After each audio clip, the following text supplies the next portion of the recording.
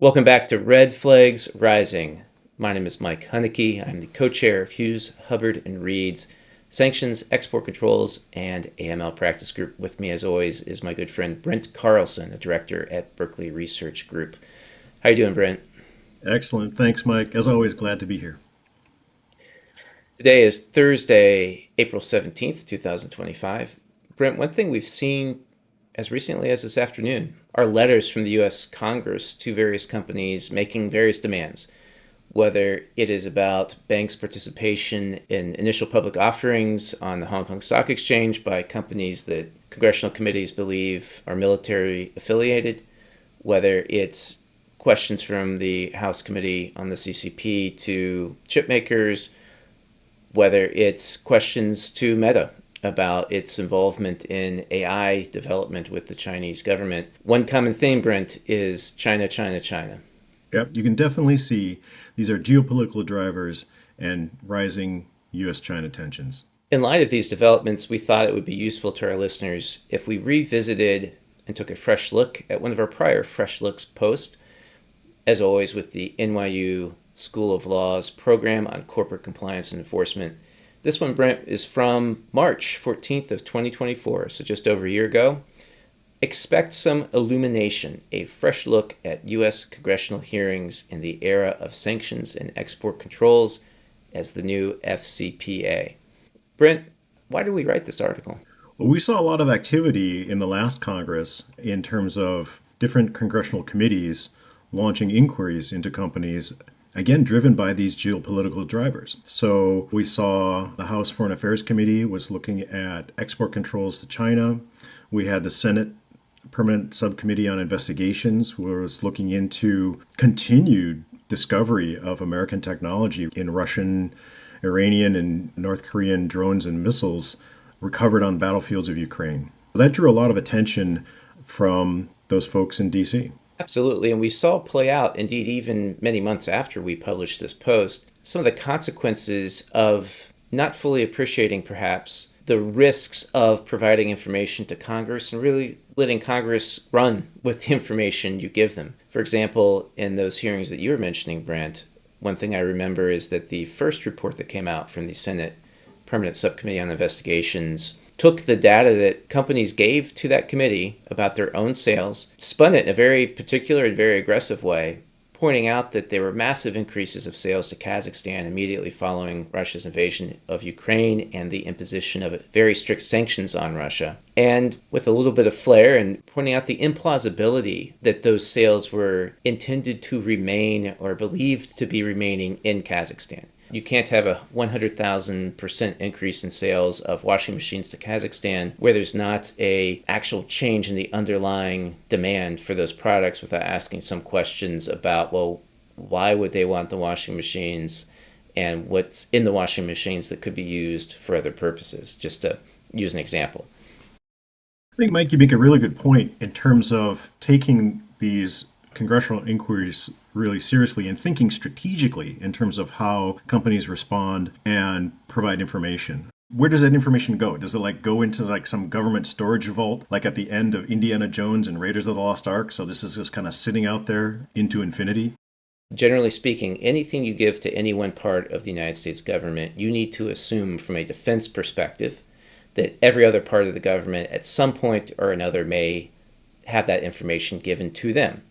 And another thing, too, I think is interesting is like in all investigations, these things take time before you actually see results that come out of it. There can be a lot of things going on in the backfield. One of the things for folks not to assume is that, oh, all things are quiet means there's nothing going on. An experienced practitioner in the industry was saying there's a lot of noise in Washington, especially around the enforcement of export controls, but really see what the actions are. Yes, we do want to see what actions are taken, but just because you don't necessarily see action today doesn't mean there's not a lot of action going on in the backfield. When you do see a lot of noise, and we live in a world of information overload, totally. In all that, one can discern the signal through the noise. If we're ignoring that signal through the noise, that can really create some potential liability pitfalls.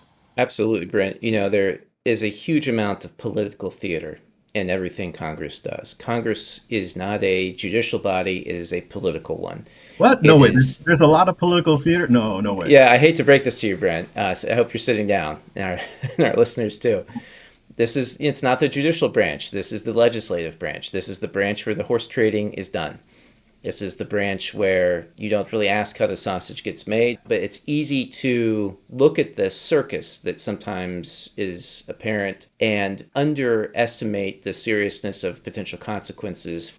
The best way to deal with that is that before you provide any information to them, even if you don't agree with the viewpoint that they're going to take, vet that information from the perspective of the people that you disagree with most on the committee that you're providing the information to. How are they going to take the information you provide and say what they want to say and support the points they want to make and make a mockery of you? There's nothing fair about this, right? It's like at the end of Unforgiven when Gene Hackman says, "This isn't fair. I was building a house," and Eastwood says, "Fair's got nothing to do with it." That's right. What we're dealing with here. You have to protect yourself. Essentially, run a red team exercise. Bring in some outsiders. Say, play the role of the opposite side of this debate that we're on. What are you going to point out in the data we give you, including what are you going to cherry pick unfairly? What are you going to spin to make us look foolish in your media or your preferred media outlets, or to help you further either your own committee's agenda, your own individual politician's agenda, or your party's agenda, or the administration's agenda? You have to have that perspective. You make a really good point of bringing in the red team to run through these scenarios of what could be potential traps for the unwary. Because sometimes the information that they're looking for may not be readily apparent in a clear question that they're asking. And it's important to look between the lines in terms of what exactly that is and what are the implications of that information that's being provided. Because if you're not expecting it, then you could be walking in to a government inquiry or full-on investigation, like walking with a knife into a gunfight. Totally. And look, you may get requests that are inartfully drafted or that have ambiguities in them. These might be drafted quickly in response to other events that are happening around us, where the committee feels like it has to act because of a media report or because of pressure from the administration, for example, or just because of the individual political calculus that its individual members might be making day to day.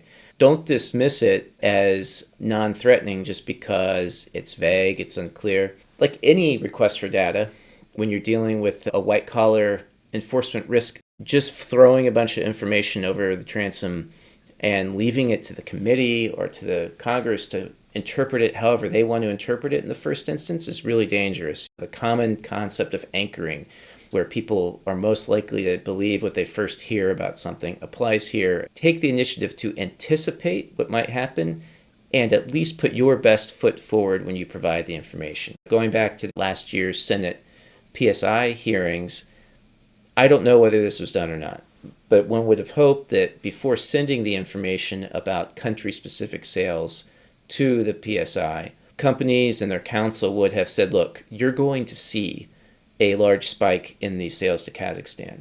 Here's the due diligence we did on those sales. Here's what we know about to whom those sales were made. Here's why at the time they were made we thought that they were appropriate. That would have at least started the dialogue with your best foot forward. There's no guarantee in the outcome. There's no guarantee the committee still would not have made the same points, but at least you're on the record of having put a placeholder down, pointing in the direction that you think is fair. I think that's a really good point. The other thing I think also to keep in mind is that not all inquiries are the same. In the white-collar world, it's also understanding context. Politics drives regulation, drives enforcement. Look at what's happening now with these new congressional inquiries that are picking up in the new Congress now that we're a couple months in and things are taking off. These are really related to the US-China AI race for technological, economic, and military dominance in the 21st century. A lot of things really revolved around that deep-sea Sputnik moment that we had in January. This is taken very seriously by all elements of the U.S. government. That has a lot of power behind it to drive these inquiries into potentially full-on enforcement matters. Brent, that context will also help you game plan potential endgame scenarios for the congressional inquiry. We have a roadmap we can look back to in the last Congress. The same Senate PSI committee that you and I have been talking about evolved or devolved depending on your perspective, into sworn testimony from trade compliance officers in September of 2024. There was nothing fair about that. There weren't exactly guardrails around that hearing and the types of questions that were being asked that you would expect to see in a court proceeding. So what might come out of these latest rounds of questions? Think in your mind, again, how is a committee of Congress going to leverage this? Another thing, when companies are preparing their statements, there could be risks in particular statements or comments. Brent, this is one of the greatest challenges that large publicly traded companies face. To survive the daily news cycle, they have to have assertive and aggressive communications and investor relations professionals. That's what they do. They are very good at doing that. When questions start drifting away from the purely commercial, Beyond the commercial elements of the business and incorporating national security elements. exactly, Brent, exactly, especially with national security, and they start drifting into white collar corporate enforcement risk for the corporation itself. You have to get the legal and compliance teams involved with vetting those statements before they're made.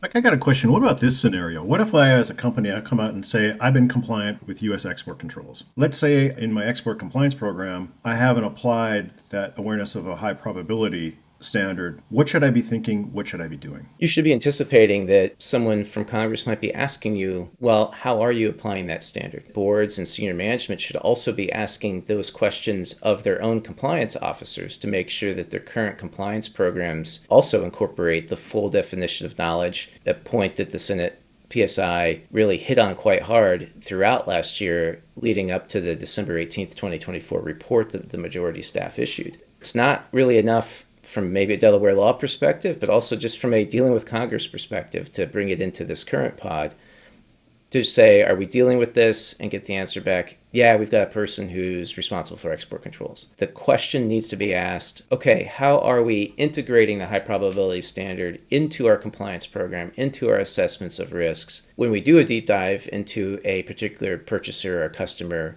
because there are red flags around it, and we're trying to resolve those red flags if we can, how are we incorporating the high probability standard there as well? You may agree or disagree with the guidance that's been issued by the U.S. government last year, with the majority report from the PSI last December, but you need to anticipate that those are the questions that you're going to be asked, and you're going to be best positioned to answer those questions if you view your own data through that lens. How about for the board of directors in their oversight role on a company's compliance program? What should they be doing? What should they be thinking? What are the potential liability pitfalls, given that export controls for many companies now constitute a central compliance risk? Brent, we go back to some decisions out of Delaware that we've talked about several times and we've written about in the Fresh Look series as well. There are a series of decisions regarding shareholder litigation brought against McDonald's. In early 2023, one of the vice chancellors wrote opinions articulating further the duty of oversight that not only the board owed, but also executive officers owed. And that duty of oversight was not grounded in the duty of care, but instead the duty of loyalty, which has very important implications for liability. That duty could be satisfied, however, I wouldn't say easily, but without too much additional effort beyond what boards and officers would already be doing. Questions needed to be asked, answers needed to be received, and the board and management needed not just accept the answers immediately as given, but to probe a bit on the assurances they're receiving about the program's effectiveness. Well, Brent, in response to continued listener demand, that brings us now to Brent Carlson's segment, Managing Up. Brent, if you're a trade compliance professional, particularly in a company that's receiving congressional scrutiny or that might because people in your industry are, what are some key takeaways from this discussion we've had today that would help you manage up to help both protect your company and the people in it in the event of congressional scrutiny? Mike, today I'd like to pull a couple quotes from Hannah Arendt. She was an author in the mid-20th century, covered some very tragic moments in human history, but from that pulled some wisdom and also inspiration. These two quotes are, expect some illumination, and also the concept of the banality of evil. Expect some illumination comes from her book, Men in Dark Times, where she says in that book, even in the darkest of times, we have the right to expect some illumination. and that such illumination may well come less from theories and concepts than from the uncertain, flickering, and often weak light that some men and women in their lives and their works will kindle under almost all circumstances.